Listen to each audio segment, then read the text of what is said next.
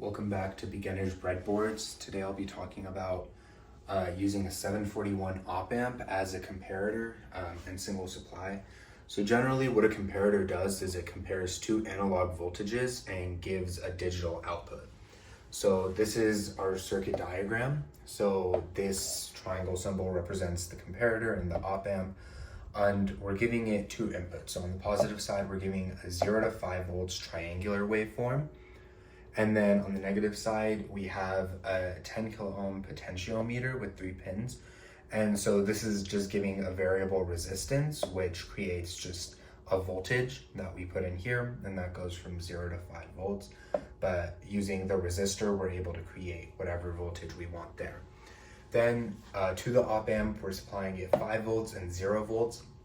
And that's what we mean by single supply. We're not going into the negative volts. With 0, it's just connected to ground. And then the output, what we're gonna expect is a square wave.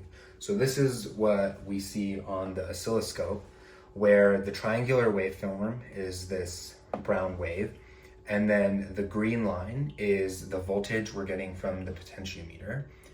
And then when the triangle waveform is above the green line, that means you're gonna get a high output, or 5 volts. And then when the triangle waveform is below the green line, you're gonna get a low output, or 0 volts.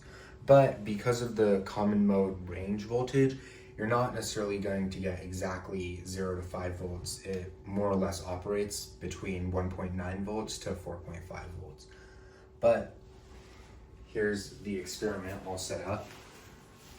So on the breadboard, we have this, which is the potentiometer, which is the variable resistance, creating a voltage. And that's connected here to the voltmeter, where it's showing you what voltage is coming out of that. And then we have the signal generator creating a triangular waveform with 500 hertz. And that is going into the op amp, and that's what this is here.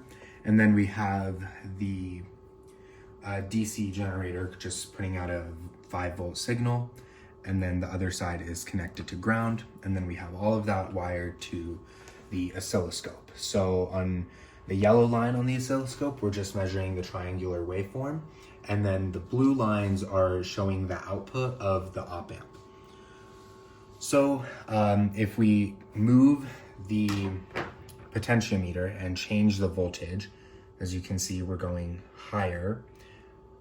That means less and less of the triangular waveform would be above the green line, and therefore you're getting more of the output of this, more of the square wave is going to go to ground. But if we move it the opposite direction, it has the opposite effect, where now more and more of the waveform is going high, and then it stops working at a certain point, and that's because of that common mode voltage range that we talked about.